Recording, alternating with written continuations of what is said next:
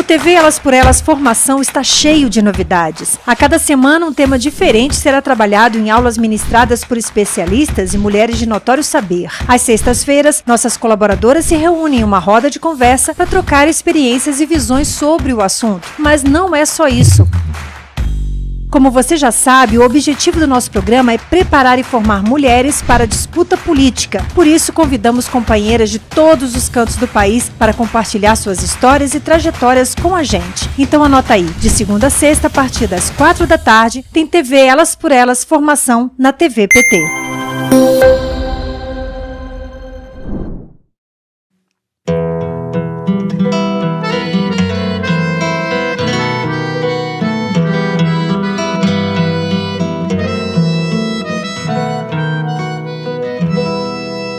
Lugar que é bom pra mim é onde eu quiser estar. A estrela ainda brilha, ela é quem vai me guiar. Ser guerreira é minha sina, batalhando pra vencer. Tenho voz pra ser ouvida, tenho sonhos pra viver. Não vão mais conseguir me anular, me calar. Ninguém vai me impedir de cantar e lutar. Seja em casa, no campo, na rua ou na praça. Chega de mordaça, agora eu vou falar. Porque eu sou mulher pra fazer acontecer. Eu sou uma delas, são elas por elas, ocupando os espaços de poder. O tema desta semana é Direitos Raciais e de Gênero, luta contínua na sociedade. E quem preparou as aulas foi a professora e ex-ministra da Igualdade Racial, Matilde Ribeiro. Sejam bem-vindos, companheiros e companheiras. Nós estamos no programa Elas por Elas, da TV PT. Teremos 4 momentos em que discutiremos a condição das mulheres negras, da população negra e as suas formas de resistência durante nossa história. Hoje, nós vamos falar sobre a abolição que não aboliu e verificarmos as formas de inclusão produto de luta de resistência da população negra. Devemos considerar o seguinte: nós estamos há 133 anos após a abolição da escravidão. E se no dia 13 de maio de 1888 foi um dia de glória em que tivemos a tão almejada liberdade oficial por parte dos mandantes da época, produto da luta não apenas dos escravizados, mas também de pessoas que se sensibilizaram pela longa história de quase 4 séculos que teve a escravidão no nosso país. No entanto, se no dia 13 a promessa foi liberdade, no dia 14 os ex-escravos estavam por sua própria conta. Um sociólogo brasileiro muito conhecido, chamado Florestan Fernandes, enfatizou essa frase de que a população negra vive por sua própria conta, justamente porque a abolição não veio acompanhada de medidas que pudessem trabalhar para a inclusão desta população ex-escrava. Essa população ficou sem casa, sem acesso à educação, sem acesso ao trabalho, sem acesso à vida digna. E, se refletirmos bem, isso continua até os dias de hoje. A população negra é a população que, infelizmente, devido ao processo escravagista, devido à falta de um programa de inserção do povo negro na nossa sociedade, com distribuição de renda, com habitação, com educação. Eu acho que a pauta é sempre, né, ainda, enquanto houver desigualdade, é a pauta de melhores empregos, é a pauta de inclusão social, é a pauta de educação, para que a gente consiga aí colocar o nosso povo preto numa situação de inclusão de verdade na nossa sociedade, né? Porque a população preta ainda ela não está incluída de verdade na nossa sociedade. A gente não consegue ainda se ver economicamente inserido. Na educação nós tivemos avanços, mas precisa avançar mais. Tivemos retrocesso com o governo genocida que está aí de Jair Bolsonaro, que inclusive é um cara racista, misógino. Então a pauta é da busca da igualdade, de combate a todo tipo de preconceito. 2021, né? A segunda década, já estamos indo para a terceira década, na verdade, do século XXI. É impraticável que nós continuemos vivendo tanta vulnerabilidade, tanta pobreza, tanta dificuldade de acesso a bens e serviços. É importante refletirmos qual é o lugar da população negra nessa sociedade. Em geral, os lugares são os da pobreza, os do descaso, os dos cantões na sociedade. E, com isso, esta população vive dificuldades de acesso à saúde, né? Quando falamos de saúde, não queremos dizer que a população negra é doente, ponto. Nós queremos dizer que, pela falta de condição de vida adequada, essa população adoece. Não tem saneamento básico onde mora, não tem transporte decente, não tem alimentação de qualidade, não tem informações para o seu cuidado. Esse é só um exemplo. Daria para nós falarmos de vários aspectos de vulnerabilidade dessa população. Mas temos também que considerar que essa população não viveu passivamente desde a escravidão até os dias atuais. Na época da escravidão, ocorriam as rebeliões, as buscas de agrupamento, morando em lugares distantes de onde estavam as fazendas e as casas grandes, onde acontecia a escravidão, os maus tratos, na verdade, os açoites, a não condição de vida em liberdade. Essas formas de rebeliões e de fugas foram gerando o que nós conhecemos hoje como quilombos. Existem cerca de 6.000 quilombos espalhados pelo Brasil.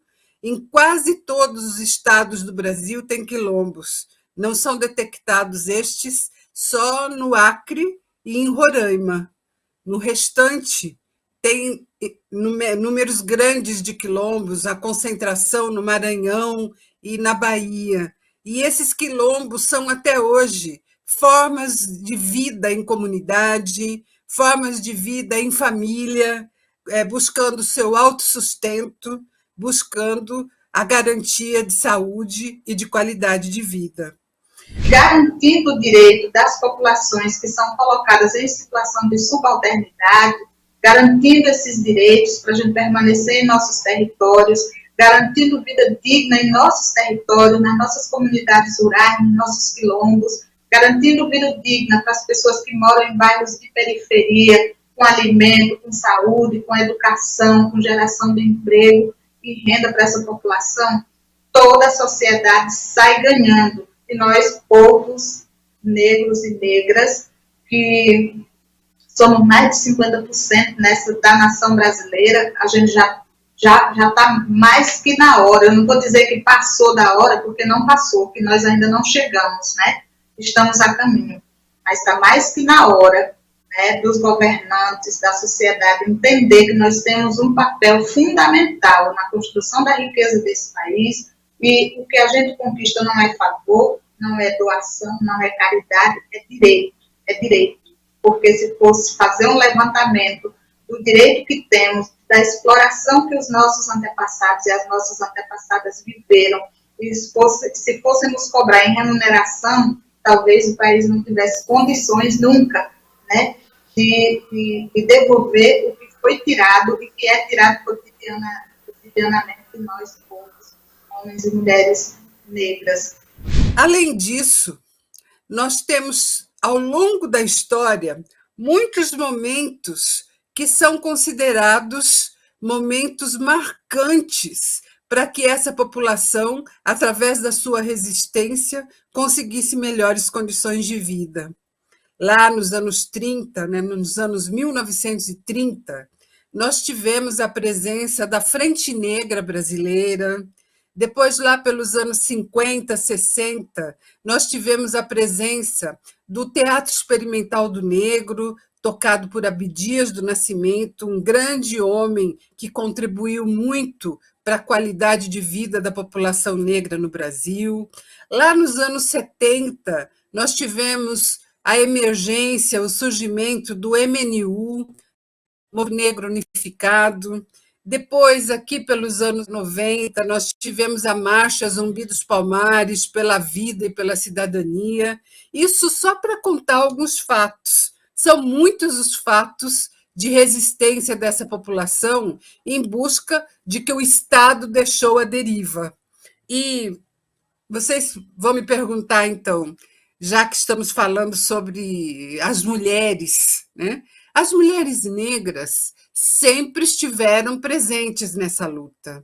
Desde o marco histórico de mais de 300 anos atrás, quando falamos da presença de Zumbi dos Palmares, nosso herói nacional, que muito contribuiu para a liberdade dos negros, nós vamos encontrar a figura de Dandara, grande mulher que, ao lado de Zumbi, atuou para a garantia da qualidade de vida. Muitas mulheres são destacadas neste processo. Teresa de Benguela, que foi instituído no dia 25 de julho de 2014, o Dia Nacional de Luta das Mulheres Negras, denominado Teresa de Benguela, que foi uma lutadora no seu quilombo pela garantia de vida e justiça. Nós vamos encontrar Antonieta Barros, que foi a primeira parlamentar negra do Brasil. Nos tempos mais atuais, nós destacamos muito a figura de Lélia Gonzalez, uma grande pensadora, uma mulher que, pelo meio da política, pelo meio da intervenção nas universidades e nos movimentos sociais, muito formulou e lutou pela qualidade de vida das mulheres. E nós temos, em todos os processos de luta pela resistência, figuras de muitas e muitas mulheres que fizeram história. Eu destaquei apenas algumas para que nós pudéssemos ter referência de que temos heroínas, temos mulheres de luta, de destaque na sociedade, que foram invisibilizadas pela história. E a presença dessas mulheres está no nosso meio até os dias atuais, demonstrando que, a partir dos movimentos sociais, a partir do movimento negro, do movimento feminista, dos movimentos de luta pela moradia, pela saúde, pela educação, mulheres e homens negros fazem a diferença. E por serem invisibilizados, nós não temos em mente a dimensão de suas lutas. É por isso que temos que falar a todo momento. Viva Zumbi dos Palmares! Viva Dandara!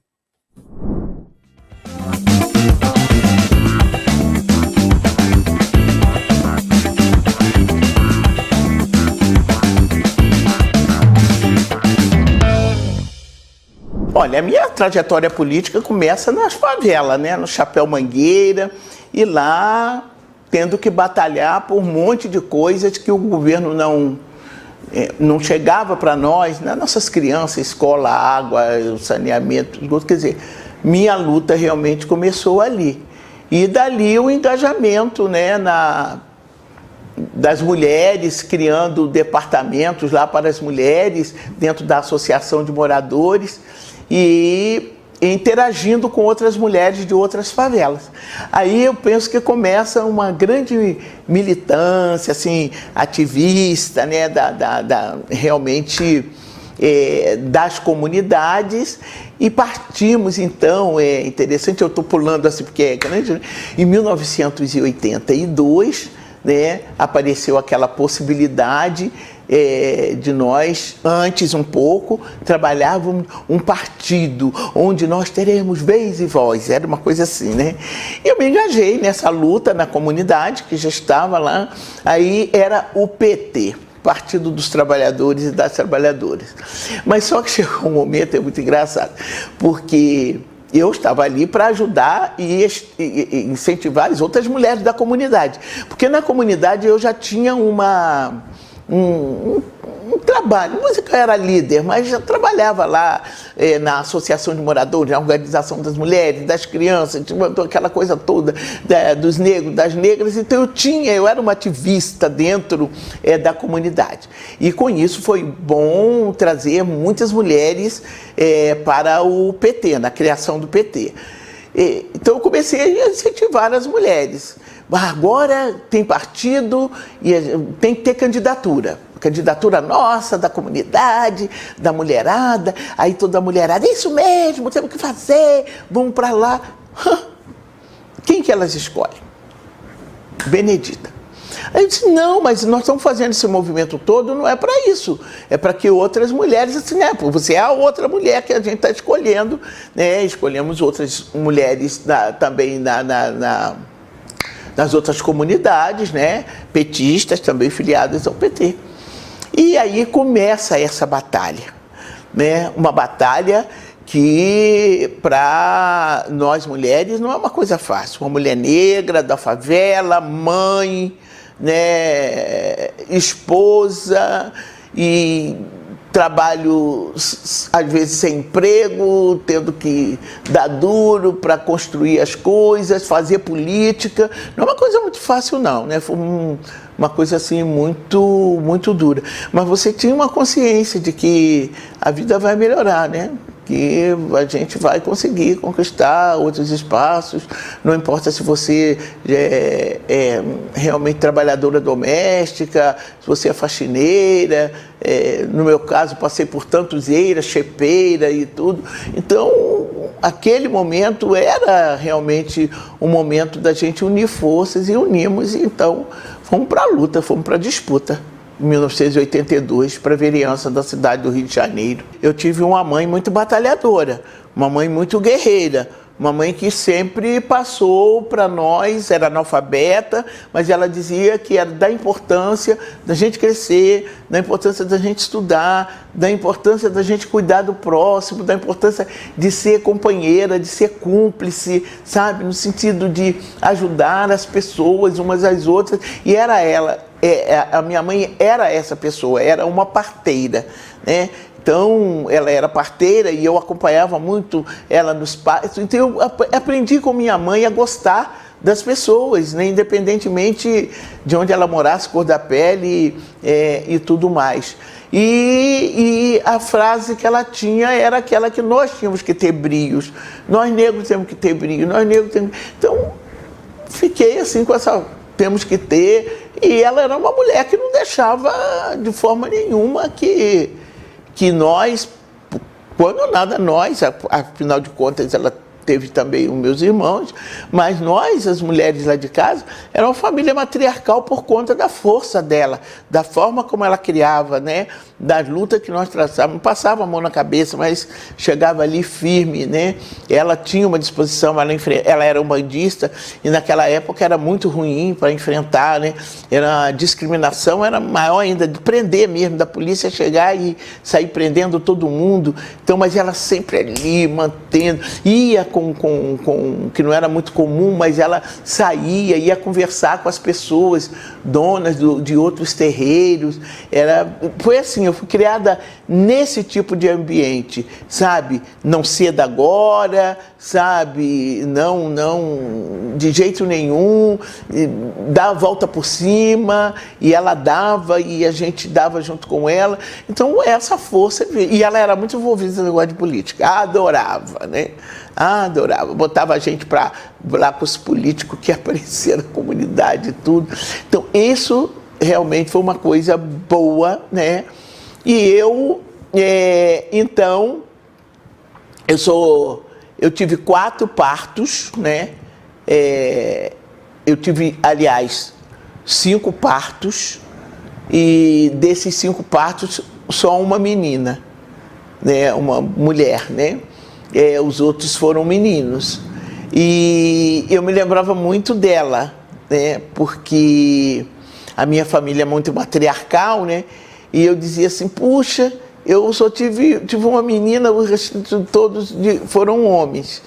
E era muito interessante essa parte matriarcal da nossa casa, porque, na verdade, nós conseguimos, com o jeito de mulher que somos, né, fazer as coisas ali no momento em que a gente também enfrentava o machismo, né, daquela coisa do marido com a mulher, dos pais com os filhos, aquelas regras, né, tudo, essas coisas tinham, né? Mas a política ali também fez com que minha mãe, além disso, ela era dona de terreiro, ela era parteira, né, ela gostava da política, então isso já foi colocando em nós um pouco, né, eu digo, desse veneno, né? Foi colocando em nós um pouco desse veneno.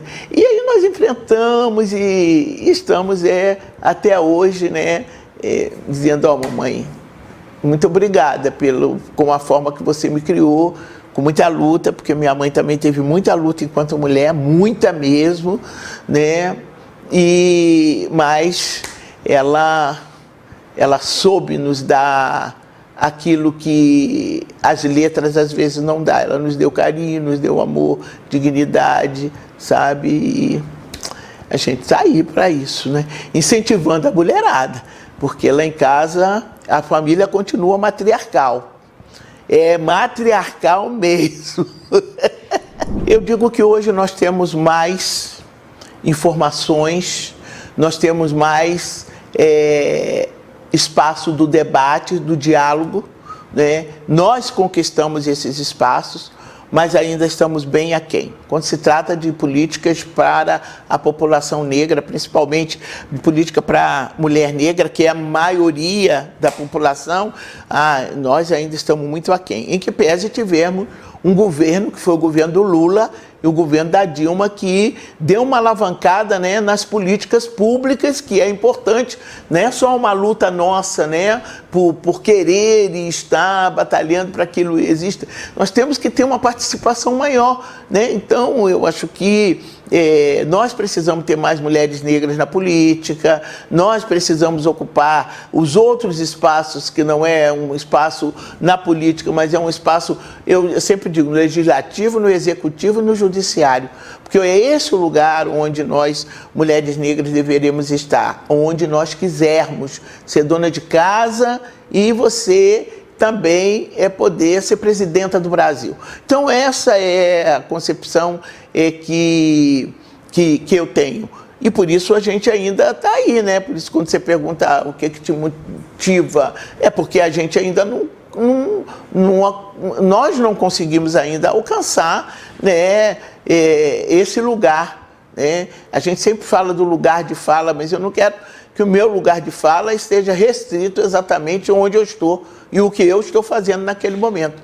Acho que o lugar de fala da gente tem que ser em todos os lugares, e para esse a gente ainda tem que continuar lutando, a mulherada firme e forte, não importa as circunstâncias. Hoje eu acredito que nós somos ainda a minoria de representatividade nesses espaços dos quais eu falo agora, mas nós temos também mais possibilidade, né, desse diálogo, desse combate, e nesse governo que aí está não tem saída para nós. Ou nós nos unimos ou eles acabam com a gente. Então é preciso que tenha uma unidade e isso também fazer com que outras mulheres possam estar nos espaços que decidem, né, nos espaços que nós possamos acabar ou evitar, né, que essa tragédia, que a matança das mulheres, violência da juventude, a mulheres negras e homens negros também, nós não queremos que ninguém morra, né, com uma tragédia dessa, mas olhando você vai ver que somos nós, né? Então não tem, eu sou uma mulher religiosa, claro, mas eu agradeço muito a Deus todos os dias pelo fôlego de vida, pela oportunidade que Ele me dá de fazer alguma coisa.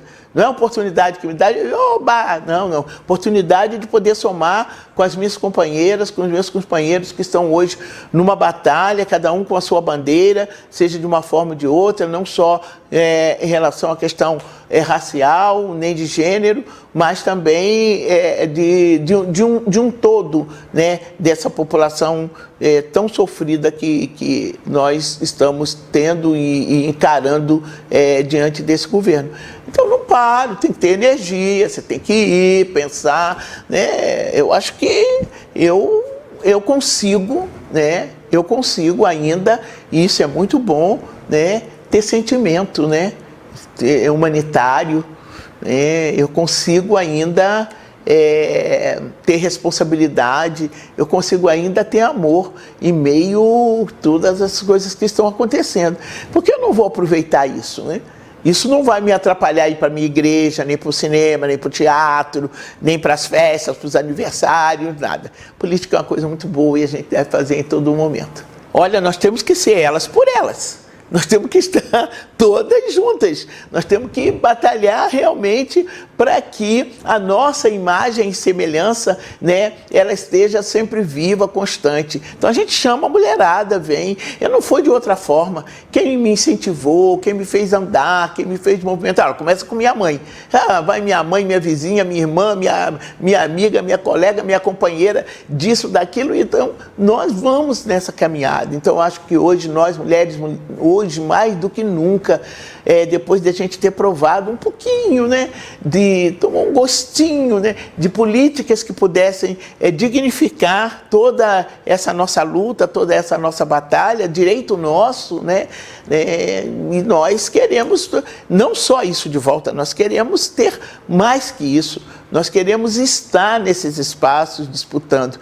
Então a única forma da gente poder elas por elas e todas elas juntas, vamos firmes, vem com a gente, vamos mudar essa história.